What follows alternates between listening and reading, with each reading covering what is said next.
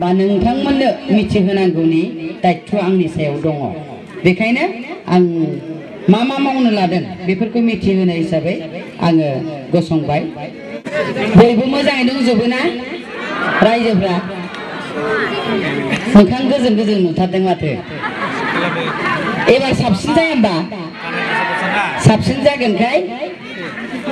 मोखांखौ एसे गोजोंसिन नुदों आरो साबसिन जाहोनांगौ दायित्वआ नोंथांमोननि होआ होमबा साफ्रोमबो होगोन ना दा जोंहा इउपिपिएल दोलोआ ओरैबायदि थांखि लादों जे जोङो गिबि खेब इउपिपिएल हिसाबै गिबि खेब एबार जोङो माने इलेक्शनाव बाहागो लागोन जोङो 5 बोसोर सिगां बिसिडिआर हिसाबै लादोंमोन नङा होमबा एबार जोङो इउपिपिएल हिसाबै जोङो गिबि खेब बिटिसि बिसायख'थियाव बाहागो लागोन दा गिबि खेब बाहागो लानायाव जोङो नुनो मोनदों जे आइजो माहारिया 100आव 80%आनो महिला जानो नागिरदों नङा होमबा आइजो जानो नागिराखै होमबा आइजोआनो जेरावबो बांसिन जाजोबदों आं सारा बिटिआरखौ बेरायनानै नुदों जे जेरावबो मेल मिटिंआव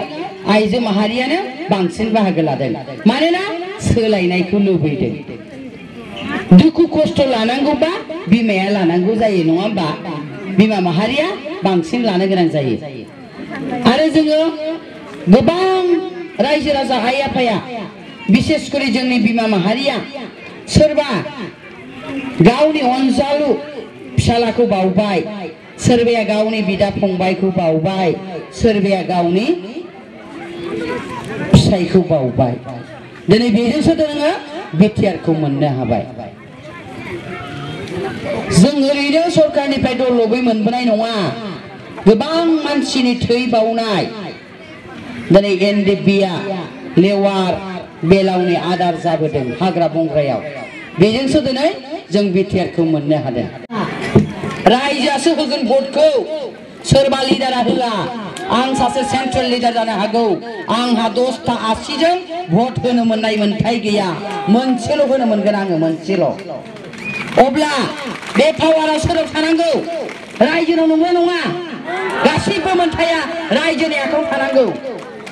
एबार इउपिपिएल दोलोआ सरकाराव फैनाय लोगो लोगो गासैबो पावारा रायजोनावनो थागोन सोरनो न' नांगौ रायजोआनो बासिगोन बबाव दंग' नांगौ रायजोआनो बासिगोन सोर गरिबा ओंखाम मोनजायाखै रेशन कार्ड गैया बेखौ रायजोआनो बासिनानै लिस्ट खालामनानै हरनांगौ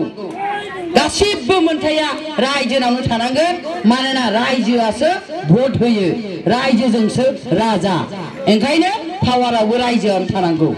नैबे थांखिखौ जों इउपिपिएलआ सरकाराव फैनाय लोगो लोगो जों नैबे थांखिखौ मावफुंगोन आरो जोङो गासैबो पावारखौनो रायजोनि आखायाव गथायगोन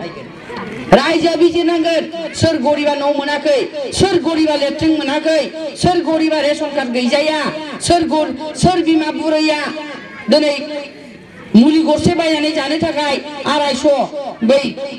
बुरि पेन्सन बोराय पेन्सन मोनो बेखौ मोननो हायाखै नै बेफोरखौ बिजिरनायनि दायित्वआ रायजो राजा आइ आफानि आखायाव मानोना रायजोआसो भट होगोन पावाराबो रायजोनावनो थानांगौ गांसेयावनो जेनो गांसेयावनो देरहायो गांसेयानो सरकार दागोन गांसेयानो सरकारखौ सिफायनो हायो बे गोहोआ साफ्रोमबो रायजो राजा आइ आफानावसो थानांगौ गोहोआ बे गोहोआ नोंथांमोनाव दं नोंथांमोना नाथाय पावारखौ बाहायनांगोन माने साननानै लानांगोन नोंथांमोनानो सासे केन्डिडेट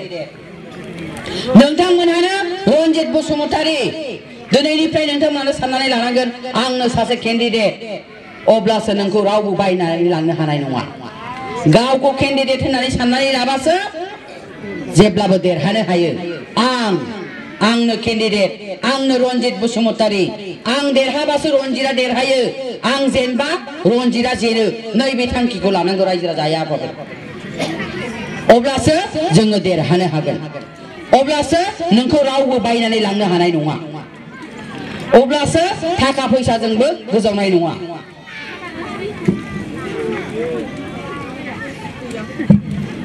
आरो नोंथांमोननि नैबे जायगायाव जे जोंहा बिथांमोननिनो जे डिपार्टमेन्टनि बा बिथांमोननिनो संबिजित हान्जानिनो जे आफादगिरि बिथाङा होदोंमोन सावरायग्रा नङा होमबा बिथाङाबो दा जोंजोंनो थानांगौमोन नंगौ नङा मानोना सिगनेटरि बिथाङाबो जेरै दा एसे आगोलाव बैयाव रनसायथामाव बिथांनिफ्रायनो बिथांमोननि ग्रुपनिफ्राय साथाम जोंनियाव जइन जाफैदों बिथांमोननि माखासे रायलायनानै जों मोनथिनो मोनदों जे बिथांमोननि जे साननाय हनाय बेखौ मोजां मोनाखै बेखायनो बिथांमोना जोंनियाव फैदों थिग बिदिनो दिनै नोंथांमोननि जायगायावबो जे जोंहा सावरायग्रा फंबाया जे नोंथांमोननि 13 आव होदों बिथाङाबो साननांगौमोन जे एसेबां लेवार बेलावनि आदार जाबोबाय दिनै मानि थाखाय गावखौ बलिदान होबोआमोन रायजो राजानि थाखाय ना गावनि थाखाय बेखौ साननांगौना साननाङामोन नङा होमबा साननांगौमोन ना गावनि लाबा लाबनि थाखायल' सानबा जानाय नङा नंगौ नङा मानो होनबा बियो बड'लेण्ड नांगौ होननानैसो गावखौ बाउसोमदोंमोन गावनि जिउखौ बाउसोमदोंमोन होमबा बड'लेण्ड नांगौ होननानै थांनाय मानसिया दिनै बिटिआर मोननानै मानो बे रनजित बसुमतारीजों बेजों मानो आलादा जाखो नंगौ नङा नङा होमबा जोंथ' रायजोआ बिदि आलादा जानायखौ लुबैया जों जयैनो थांनांगौ बा बिथांमोनजों जों हेफाजाब होनानै दिनै दुलाराय बर' फरायसायाबो आन्दोलन खालामदोंमोन बड'लेण्डनि थाखाय नंगौ नङा एनडिएफबिआबो खालामदों बड'लेण्डनि थाखाय होमबा रायजो राजाया बयखौबो सापर्ट खालामदोंमोन होमबा जों मोजांखौ लुबैदोंना लुबैयाखै नङा होमबा जों रायजो राजा आइ आफाया मोजांखौ लुबैदोंमोन दा नोंथांमोननि जायगायाव 13 चिराङाव जे जोंहा मावथि ब्रह्म हाज'वारियाबो नोंथांमोननिया बोसोरबा बै एमसिएलए जालांबाय नैबेखौ लानानैनो बिथांमोना गान गायगासिनो दं दा बुंदों जे एमसिएलए जाबाय बोसोरबा जेबो मावाखै मा मावखो नैबे बाथ्राखौ बिथांमोना गान गायगासिनो दङ नाथाय सरकाराव गैयामोन मावथि ब्रह्म हाज'वारिया आरो मावथि ब्रह्म हाज'वारिया बिथांमोना 7 जन एमसिएलए मोन बिरोधी पार्टी हिसाबै बिथांमोनखौ ओरैबायदि खालामनानै दोनदों जे बिथांमोना जेबो स्कप मोनाखै बिटिसिआव आरो बिथांखौ सैमा बायदि बाहायनानै दोनदों बिथांमोनखौ 7 जन एमसिएलएआ जेबो स्कप मोनाखै होमबा माजों मावनो नङा होमबा जुदि जेबो स्कपखौनो मोनासैबा जेबोखौनो होआसैबा बिथांमोना रायजो राजानि थाखाय मा मावनो बिथांमोना नांबोबाय थादों जोंनि इउपिपिएलनि जानानै बिथांमोना नांबोबाय थादों जे बिटिसिआव मा लादों बा मा मावनो लादों बेफोरखौबो बिथांमोना बिरोधी पार्टी जानानै गसंनानै खोथा बुंबोदों जोंहा बेयाव रोंगोरा नार्जारी दंमोन जोंनिफ्राय नांनो थाखाय बिरोधी पार्टी जानानै दा गोबाव सम नांबोबाय नाथाय जोङो बोसोरबायाव मोनाखै बेखौ साननानै रायजो राजा आइ आफाया साननो नाङा जे एमसिएलए बोसोरबा जाबाय जेबो मावलांनो हायाखै मावनाय नङा बे नङा मानोना सरकाराव फैगोन जोंहा एबार सरकाराव फैनाय लोगो लोगो जोङो साफ्रोमबो रायजो राजानि आखायावनो थागोन अधिकारा जोङो इउपिपिएलआ सरकाराव फैनाय लोगो लोगो रायजो राजानो अधिकारखौ होगोन सायख'नाय बासिनाय हाबाफारिया गासिबो रायजो राजानि आखायावनो जानांगौ मानोना रायजोआ जोंनो भट होगोन बेखायनो जोंहाबो गोबां आइजोफोरनि माखासे मावनो लादों आइजोफ्रा जे जोङो इउपिपिएल दोलोआ सरकाराव फैनाय लोगो लोगो जोङो मा मावगोन